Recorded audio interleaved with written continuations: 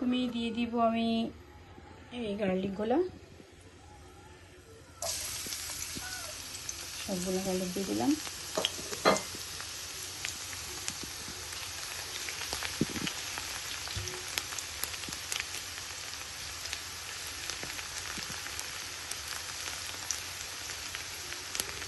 একটু লাল করে ভেজে নিব, দিয়ে দিব, তারপরে দিয়ে দিব স্বাদ মতো লবণ।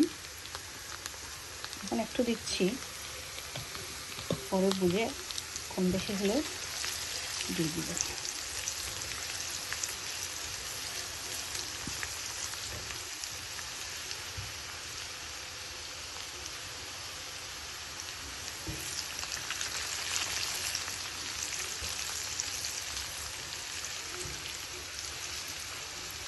কি সুন্দর করে ভাজা হচ্ছে, একটা স্মেল, এত সুন্দর রসুনের একটা স্মেল বেরোচ্ছে, মনে হচ্ছে ওয়াও, পুরো ঘরটা রসুনের স্মেলে ভরে গেছে।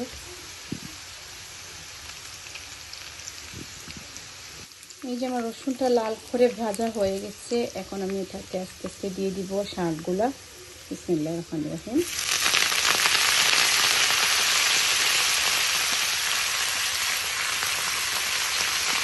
লাগিয়ে দিতে হবে।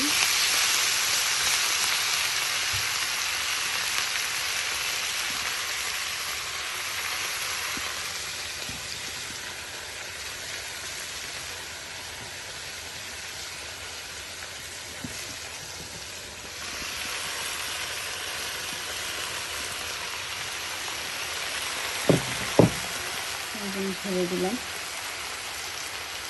পরে আস্তে আস্তে আমি নাড়াচাড়া দিয়ে দিব।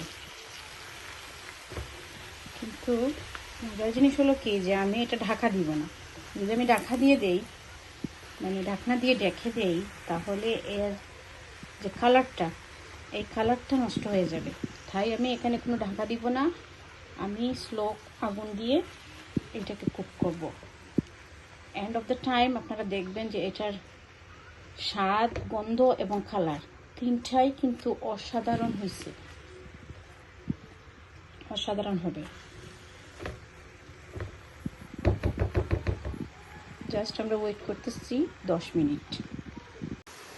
এই যে অলমোস্ট আমার শাকটা হয়ে এসেছে, ভাজিটা হয়ে এসেছে।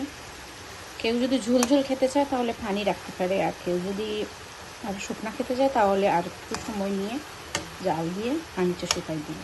বাট আমি এই পর্যায়ে রেখে দিব, কারণ এখানে যে লাল শাকটা আছে সেটা ভিতরে আছে প্রচুর পরিমাণে ভিটামিন এ, ভিটামিন B12 এবং ভিটামিন সি, যেটা আপনাদের শরীরের জন্য অনেক উপকারী। ভিটামিন এ চোখ ভালো রাখে, ভিটামিন B12 আপনাদের ঠোঁটের আশপাশগুলা ড্রাই হতে দেয় না। আর ভিটামিন সি তো জানেন, স্কিন ভালো রাখার জন্য ভিটামিন সি অনেক অনেক বেশি উপকারী।